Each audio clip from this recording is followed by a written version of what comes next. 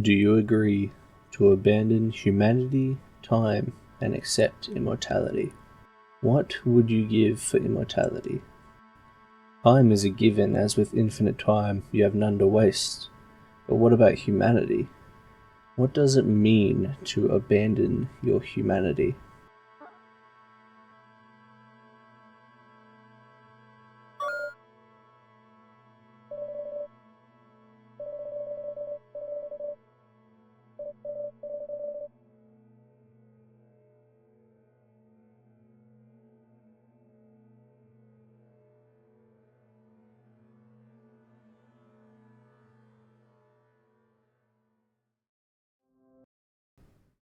Before I continue, this is a spoiler warning for Everhood. The game is amazing, I don't want to ruin the experience for you. The game is only $15 on Steam, and if you don't want to play the game, at least check out the amazing soundtrack on Spotify.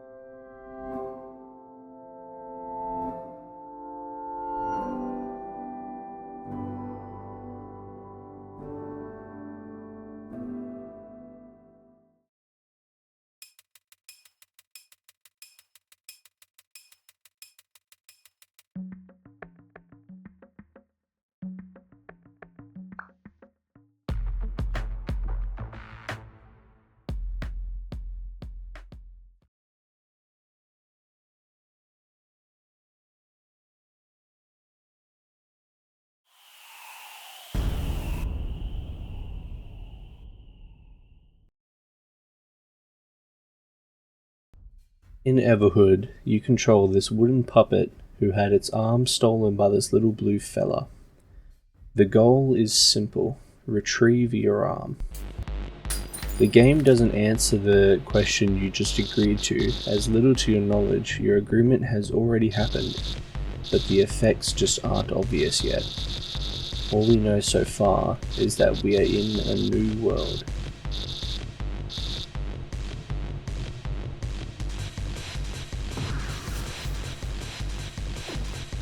After a short battle in a club with this guy called Zig over spilling his drink, we find a spirit in the corner of the room who gives us a magic 8 ball that says 28 souls left. We don't know what it means at this point in the game. Maybe it's a collectible counter like most RPGs. Continuing forward, we finally catch up to Blue and his boss, Goldpig.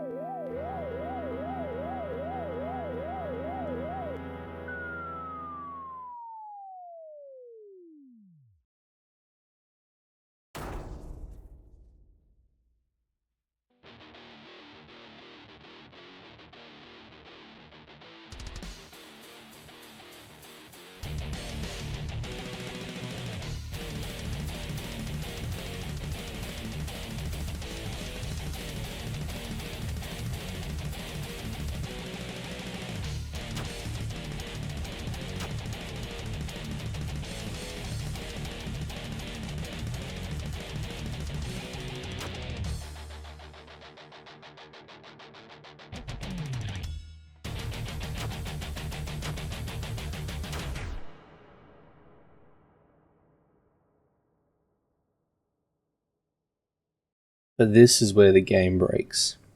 You can't die until your purpose is fulfilled.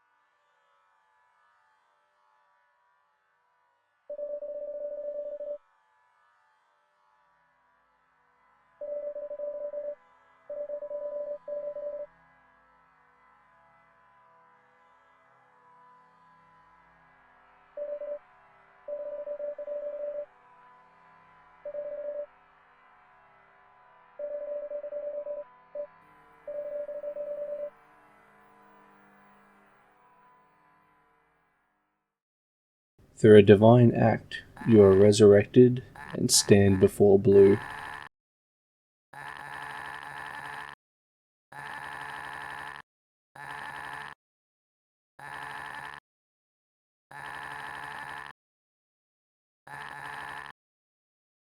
Helpless and betrayed, he offers to help you get your arm back, as well as now his own legs. This is when the game opens up a bit and becomes less linear. It's not super obvious which way to go, but there is a set of key events needed to progress. Through one of the doors, we progress to a castle and begin meeting more of Goldpig's lackeys.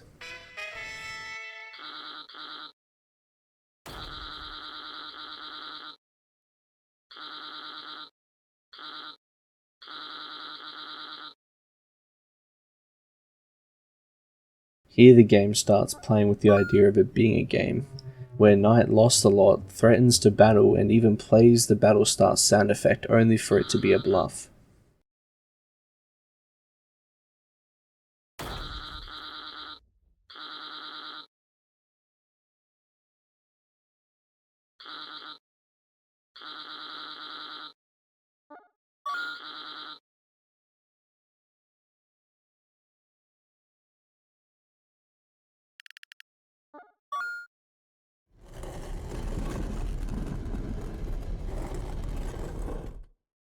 This continues to the nearby car, where now you seem to be battling the tunnel. Also, I find it funny that one of the best soundtracks in the game is for a kart riding section.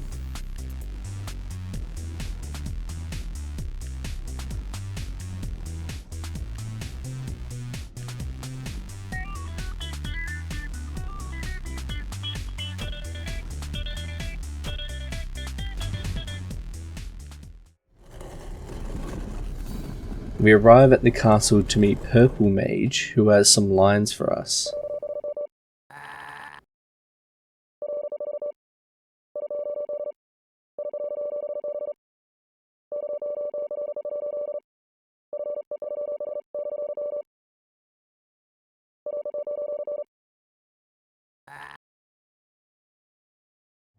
Soon we find a room with a lone mirror for some literal self-reflection. Here the main character talks directly to you, the person controlling the wooden puppet.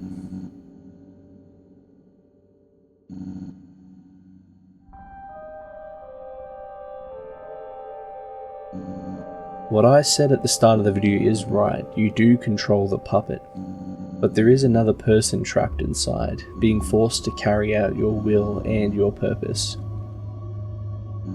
It is still not clear what either of those are, but it seems like the person inside the puppet already knows, but refuses to elaborate before going quiet. We are now finished in this castle. We then decide to stop by a carnival of sorts. In the end, we don't find much else in the carnival, so we go to leave.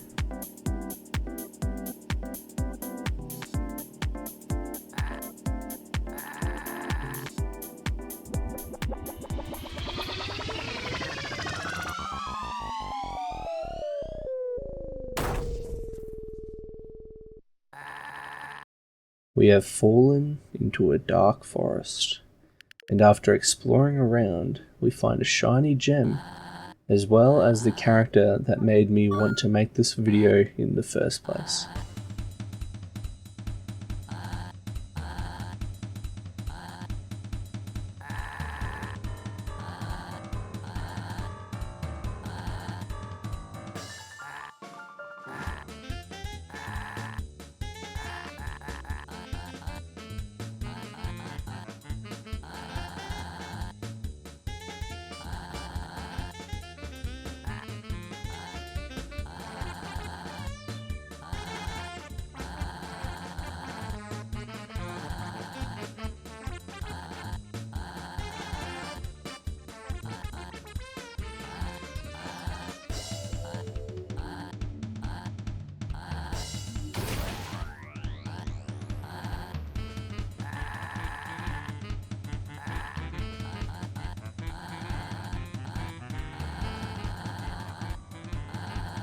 Instantly, Green Mage implies that he knows way more than almost anyone else. He has met the wooden puppet before, as well as denounces them as the enemy. But we haven't met Green Mage before, right? Correct, we have not, but the wooden puppet has. And whatever the puppet has already done has made them the enemy, and yet back in the mirror they blame us for everything the puppet has done. Further into the forest, we are captured while chasing a rabbit and brought to a lab.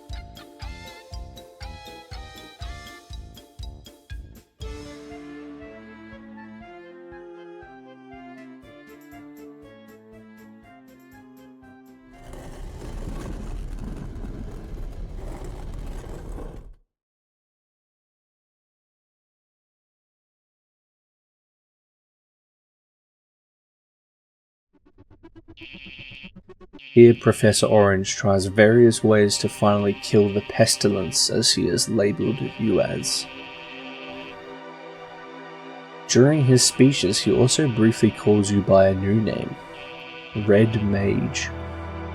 Through our interactions with Professor Orange, we can ascertain that he has been here for a very long time, as he seems to know as much as all the other mages we have met so far.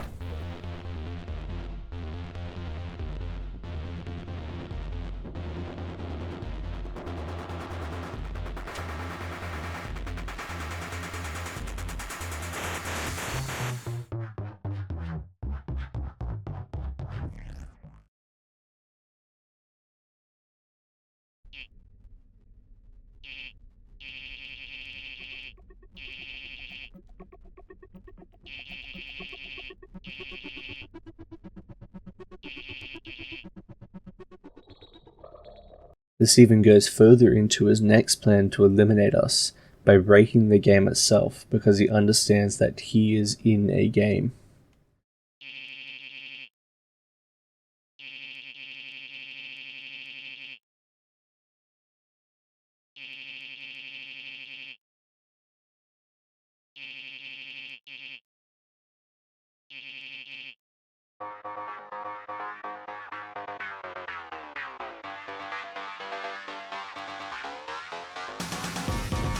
After a short bullet hell fight, we leave the lab as well as the forest. Next we go to Midnight Town, with quite a few places to explore. Also in this town, we get to meet Green Mage again, who is playing a fantasy board game with most of the other side characters.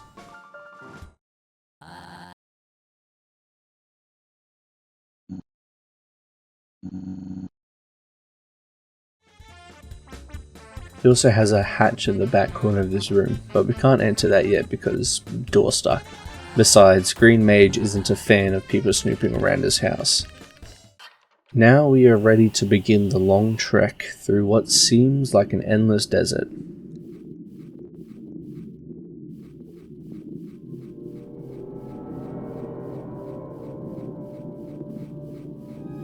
Soon the sun sets and we find another character resting by a fire, where you can rest for the night.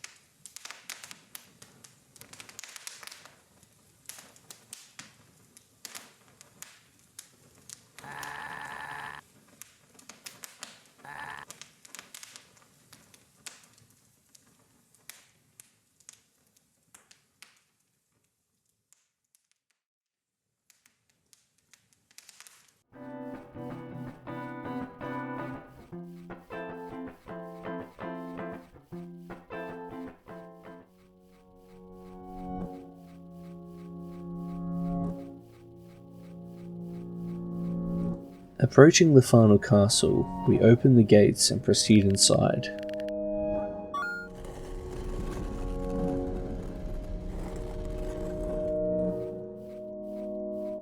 Where in a side room we find a note.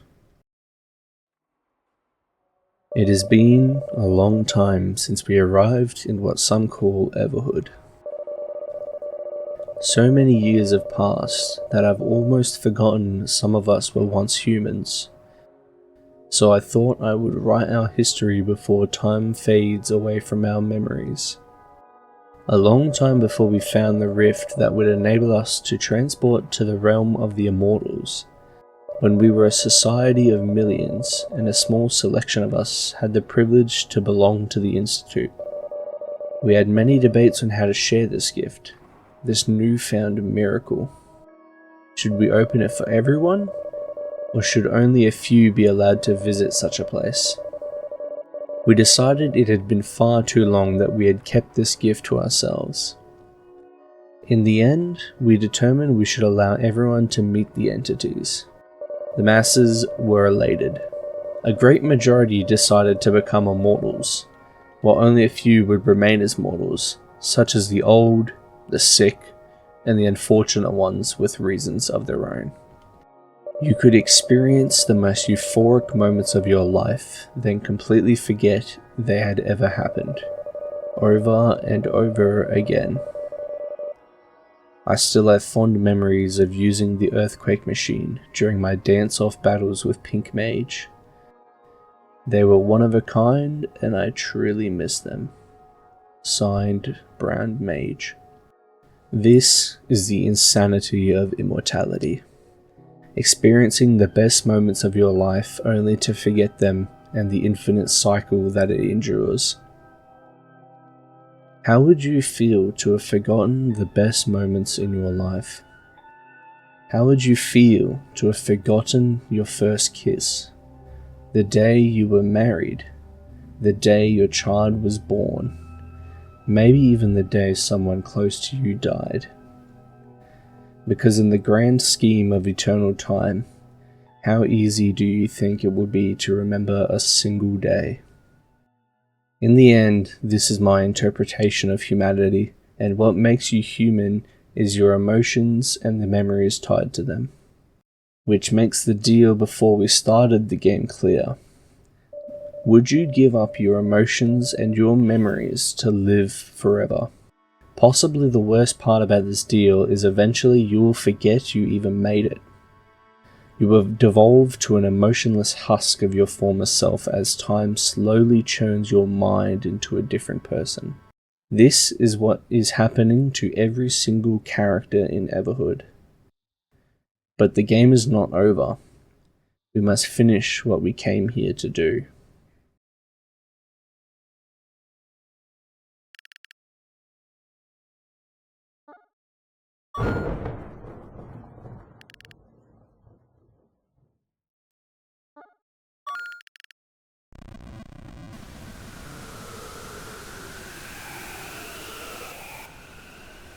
After we retrieve our arm from Goldpig, the spirits from the beginning visit us and make the use of the magic 8-ball clear. We are here to end this curse. We are here to end Everhood.